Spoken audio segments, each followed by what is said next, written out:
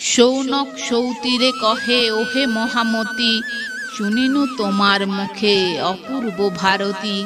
তারপর কি করিল গোলক বিহারী, আমার সবা পাশে তাহা বল কৃপা করি।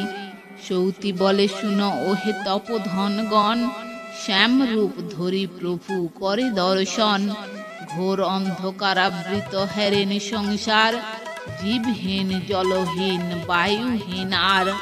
গোলক নগরী হেরে অতি ভয়ঙ্কর, নাহি বৃক্ষ নাহি ধাতু নাহি কোষাগর। শস্য তৃণ পর্বতাদি কিছু মাত্র নাই, জঙ্গম পদার্থহীন হেরে সব ঠাঁই। ইহা দেখি একমাত্র স্বেচ্ছাময় হরি, সৃষ্টি হেতু সমুদ্যুত হলেন কাণ্ডারি। যেমন অন্তরে হইল ইচ্ছার উদয়, অমনি জন্মিল মূর্তিমান গুণত্রয়। জন্মিল দক্ষিণ পার্শ্ব হইতে তাহার, ভবের কারণ উহা জানিবেক সার। গুণত্রয় হইতে পরে মহতত্ত্ব হয়, মহতত্ত্ব হইতে হয় অহংকারোদয়। পঞ্চতন্মাত্রের সৃষ্টি অহংকার হইতে, রূপ রস গন্ধ আদি বিদিত জগতে। অবশেষে আবির্ভূত হন নারায়ণ, প্রভুর দক্ষিণ অঙ্গে তাহার জনম। নারায়ণ রূপ কথা অতি চমৎকার, নবীন নিরদ বর্ণ মরীকি বাহার।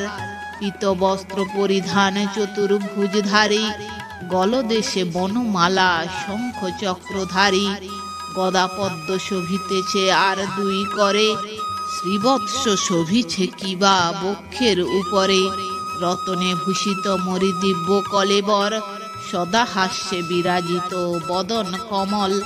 শরতের পূর্ণচন্দ্র সুন্দর যেমন, মনোহর মুখ কান্তি শোভিছে তেমন।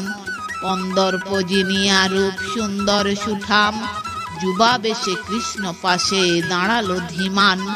দাঁড়ায়ে কৃষ্ণের অগ্রে রহে কর জোড়ে, আরম্ভিল দিব্য স্তব একান্ত অন্তরে।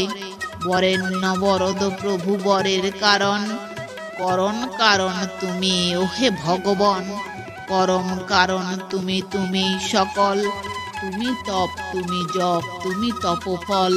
তপস্বীগণের মধ্যে তুমি তাপস, তপফলদাতা তুমি তুমি ভক্তিবশ। আত্মারাম তুমি দেব শ্যামল বরণ, ভক্তের মনের বাঞ্ছা করো